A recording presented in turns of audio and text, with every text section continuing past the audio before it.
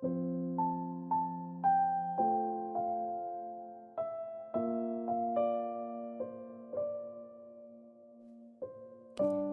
2장 43절에서 70절.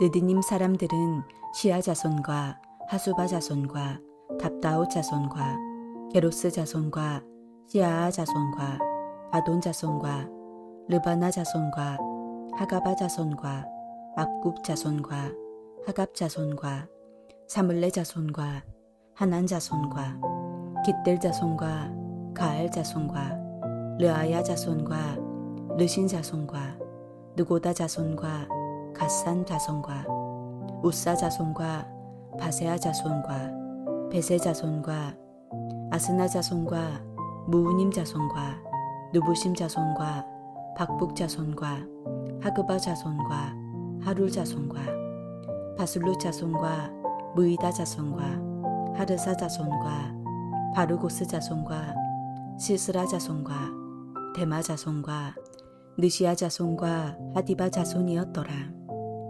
솔로몬의 신하의 자손은 소대 자손과 하소베렛 자손과 부르다 자손과 야알라 자손과 다르곤 자손과 깃델 자손과 스바다 자손과 하딜 자손과 보게렛 하바스임 자손과 아미 자손이니 모든 느디님 사람과 솔로몬의 신하의 자손이 392명이었더라. 덴멜레와 데라르사와 그룹과 아탄과 인멜에서 올라온 자가 있으나 그들의 조상의 가문과 선조가 이스라엘에 속하였는지 밝힐 수 없었더라. 그들은 디알라 자손과 도비아 자손과 누고다 자손이라 모두 650명이요. 제사장 중에는 하바야 자손과 하코스 자손과 바르실레 자손이니 바르실레는 길르앗 사람 바르실레의 딸 중에 한 사람을 아내로 삼고 바르실레의 이름을 따른 자라. 이 사람들은 계보 중에서 자기 이름을 찾아도 얻지 못하므로 그들을 부정하게 여겨 제사장의 직분을 행하지 못하게 하고 방백이 그들에게 명령하여 우림과 둠밈을 가진 제사장이 일어나기 전에는 지성물을 먹지 말라 하였느니라. 온 회중의 합계가 42,360명이요. 그 외에 남종과 여종이 7,337명이요. 노래하는 남녀가 200명이요. 말이 7,362요. 노새가 245요. 낙타가 435요. 나귀가 6,722였더라. 어떤 족장들이 예루살렘에 있는 여호와의 성전터에 이르러 하나님의 전을 그곳에 다시 건축하려고 예물을 기쁘게 드리되 힘 잘하는 대로 공사하는 금고에 드리니 금이 61,000다리기요 은이 5,000마네요 제사장의 옷이 100벌이었더라. 이에 제사장들과 레위 사람들과 백성 몇과 노래하는 자들과 문지기들과 느디님 사람들이 각자의 성읍에 살았고 이스라엘 무리도 각자의 성읍에 살았더라. 오늘 본문에는 귀한 자들 가운데 느디님 사람들과 솔로몬의 신하들의 자손들의 명단들이 기록되어 있습니다. 귀환하는 백성의 총합은 42,360명입니다. 43절에서 54절은 느디님 사람들의 명단이, 55절에서 58절은 솔로몬 신하 자손의 명단이 나와 있습니다. 느디님 사람과 솔로몬 신복의 자손들이 모두 합하여 392명이었습니다. 느디님 사람들은 어느 지역의 사람들을 말하는 것이 아닙니다. 느디님 사람들은 히브리어 음역에서 주어진 자들이라는 의미를 갖고 있습니다. 영어 성경에는 성전 봉사자로 번역하고 있습니다. 이들은 이스라엘의 전쟁 포로들의 후예로서 레위인들에게 주어져 성전 일을 수종드는 자들이었습니다. 가나안 정복 시대 기브온 족속이 이스라엘 백성에게 멸망당할 것을 두려워한 나머지 거짓으로 위장하여 이스라엘과 화친 조약을 맺음으로 이스라엘 백성의 공격을 피한 사실이 있습니다. 그들은 이스라엘 백성이 하나님의 이름으로 맹약한 것이므로 살려주는 대신에 대대로 성막에서 나무를 패며 물을 깃는 일을 하게 되었습니다.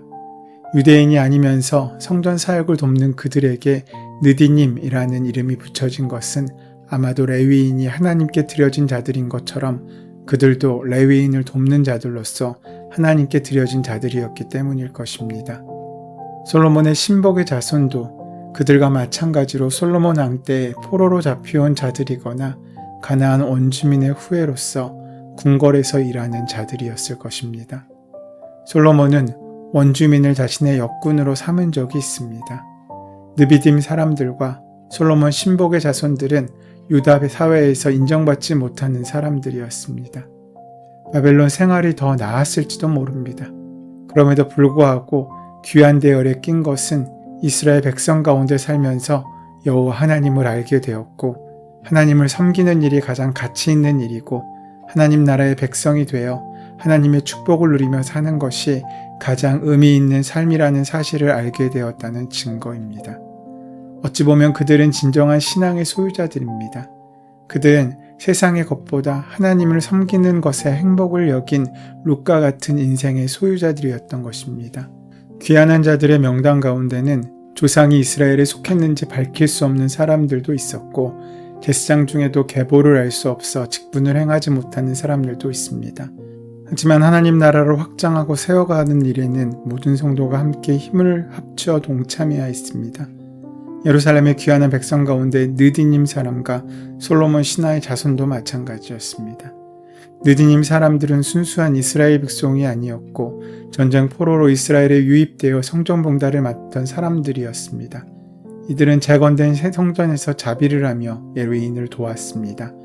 솔로몬 신하의 자손은 솔로몬이 굴복시켜 역군으로 삼은 가나안 원주민이었을 것입니다. 그들은 비천한 신분이었으나 하나님을 위해 성전 재건에 충성하였습니다. 하나님의 일을 성공적으로 이루어 가려면 모든 공동체의 구성원이 함께 참여하여 전심으로 힘을 합해야 했습니다.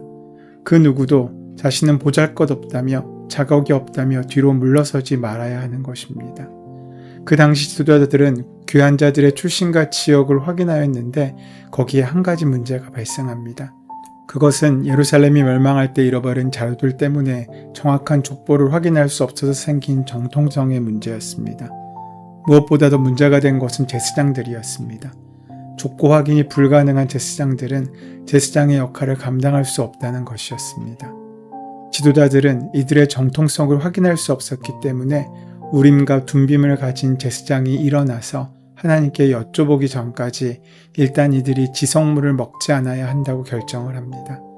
우림과 둠빔은 예루살렘 멸망 때 잃어버려지거나 아직 대제사장이 결정되지 않은 상황에 있음을 보여줍니다.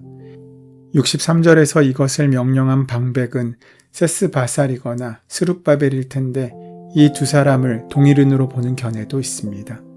델멜라와 델하르사와 그룹과 아땅과 임멜에서 올라온 자가 있었는데 그들은 들리아 자손과 도비아 자손과 느고다 자손으로서 650명이었습니다. 보게가 분문명한 자들은 제사장 중에도 있었는데 하바야 자손과 학고스 자손과 바르실레 자손이었습니다. 이 제사장들은 부정하게 여겨져 제사장의 직분을 행치 못하게 했고 우림과 둠빔을 가진 제사장이 일어나기 전까지 지성물을 먹지 못하게 되었습니다. 이들이 어떤 이유로 해서 종족의 계보를 기억하지 못하게 되었는지는 알 수 없습니다. 아마 바벨론에서 거주할 때 원주민과 결혼하여 난 자손들이거나 보게를 중요하게 여기지 않은 사람의 후손일 것입니다. 국가가 존재하는 동안에는 지방 관원에 의해 보관된 등록부에 의해 확인할 수 있었지만 국가가 멸망당한 지 오래되어 그곳으로는 확인할 수 없었기 때문에 가문이 보관하는 등록부에 의해서만 보게를 확인할 수 있었습니다. 그런데 가족의 보게를 잃어버린 후손은 그 보게를 알 수 없는 것이었습니다. 가문의 보게를 잃어버린 가족은 아마도 본토로 돌아갈 필요성을 느끼지 못하거나 돌아갈 소망이 없다고 생각한 사람들이었을 것입니다. 가문의 보게를 잃어버린 가족의 후손들 가운데도 신앙의 정체성을 회복하여 귀한 대열에 참여하는 것은 훌륭한 신앙입니다. 부모가 신앙이 없으며 그 영향은 있을지라도 근본적으로 자신이 신앙을 가지면 되는 것이고 부모가 신앙이 없는 가운데서도 신앙을 가지고 헌신하는 자는 훌륭한 신앙의 소유자인 것입니다. 하나님의 일에는 반드시 수고와 헌신이 따릅니다. 바벨론에서 예루살렘으로 돌아온 1차 귀환자는 총 42,360명입니다. 몇몇의 족장은 무너진 성전터에 이르자 성전을 재건하기 위해 자원하는 마음으로 기쁘게 예물을 드립니다. 힘이 닿는 대로 정성을 다해 드립니다. 그렇게 드린 예물이 금 6만 1,000다릭, 은 5만 만회가 되었습니다. 이는 오늘날 돈의 가치로 환산하면 억대가 훌쩍 넘는 엄청난 규모입니다. 족장들은 하나님 성전 재건의 약속을 믿었을 뿐만 아니라 그 약속의 성취를 위해 자신의 물질을 아낌없이 드리며 하나님께 헌신했습니다. 성도는 하나님의 뜻을 이루기 위해 자신의 물질과 시간과 재능과 노동력, 그 어떤 것이든 기꺼이 드리며 헌신하는 사람들입니다. 사실 그들은 오직 사명감만으로 예루살렘으로 돌아온 사람들입니다. 이미 70년이나 타향에서 살다가 그곳 생활과 문화에 익숙해졌고 그곳에 이미 삶의 터전을 내린 사람들도 있었을 것이나 단지 예루살렘의 하나님 성전을 다시 세우기 위해 돌아온 사람들입니다. 물론 말씀도 많이 잊어버리고 바벨론의 문화에 반이 길들여져서 돌아왔을 수도 있지만 이들은 어떻게든 하나님의 성전을 회복하고자 하는 마음으로 돌아왔습니다. 모든 것이 폐허가 된 곳에서 얼마나 많은 에너지와 힘을 쏟아야 하는지, 얼마나 고될 것인지를 알고도 돌아왔을 것입니다.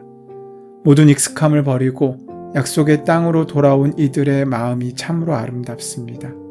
오늘 우리가 돌아가야 할 곳은 없습니까?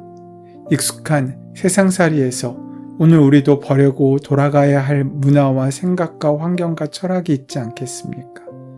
우리가 지켜야 할 원칙과 본질이 있습니다. 너무나 세상에 익숙해져서 이젠 너무 편안해서 돌아갈 생각조차 하지 않고 있는 오늘 우리의 모습은 어떻습니까? 70년의 고난으로 많은 사람들은 잃어버려지고 흩어졌습니다. 그러나 비록 적은 수, 보잘것없지만 남은 자들을 통해 하나님께서는 이스라엘의 계획을 이루십니다. 비록 형편없어 초라하지만 하나님께서는 그 초라함 속에서도 일하시는 분이십니다. 그러므로 우리의 모임이 작다고 내가 가진 것이 부족하다고 무시하지 마십시오. 작아도 옳은 것을 가지고 있으면 거기에서부터 큰 것이 시작됩니다. 작은 씨앗 하나를 갖고 있다고 해도 그 씨앗 속에 생명이 담겨 있는 한 우리는 큰 나무를 얻을 수 있고 더 큰 열매를 얻을 수 있습니다. 오늘 주님 앞에 엎드린 작은 기도, 말씀을 붙들고 살아가며 실천한 작은 행동들, 그리스도인으로서 부끄럽지 않게 결단한 작은 결정들, 이런 삶의 사소한 것들이 모여서 우리는 예수 그리스도의 제자로 설 수 있게 되는 것입니다. 참된 신실함은 우리 삶의 작은 일에서부터 드러납니다. 우리가 크다고 말하는 것은 사실 작은 것들이 모여서 합해진 것입니다. 우리의 미래는 바로 오늘날의 작은 하루가 모여서 만들어집니다. 울창한 숲도 거대한 바다도 모두 작은 씨앗 하나, 물방울 하나에서 시작되는 것입니다. 하나님 나라도 그렇게 우리가 정성껏 전심으로 시작하는 작은 나의 행동으로부터 시작됩니다. 여러분은 그리스도의 자녀이시지 않습니까? 그렇다면 오늘 무엇을 하시겠습니까?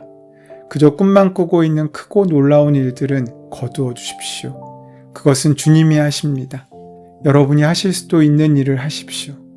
작고 보잘것없는 일, 남들도 다 할 수 있을 것 같은 바로 그 일을 지금 시작하십시오. 배우자에게 따뜻한 말 한마디를 전하고 자녀에게 사랑의 마음을 전하며 부모님에게 매일매일 고맙다고 그 고마움을 전해보십시오. 그 사소한 것들이 안 해도 그만인 것들이 그 작은 일들이 얼마나 큰 역사를 만드는지 경험하시기를 바랍니다. 주님께서도 마찬가지입니다. 주님은 우리에게 거대한 것을 바라지 않으십니다.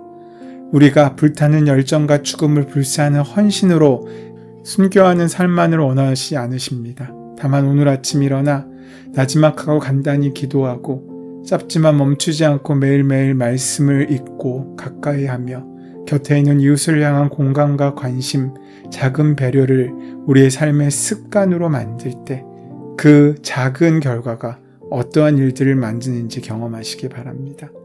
여러분에게 있는 그 작은 믿음이 어떻게 미래로 다가오는지, 여러분이 행한 작은 행동이 어떤 복으로 임하는지 오늘 경험하는 하루가 되시기를 소원하고 축원합니다.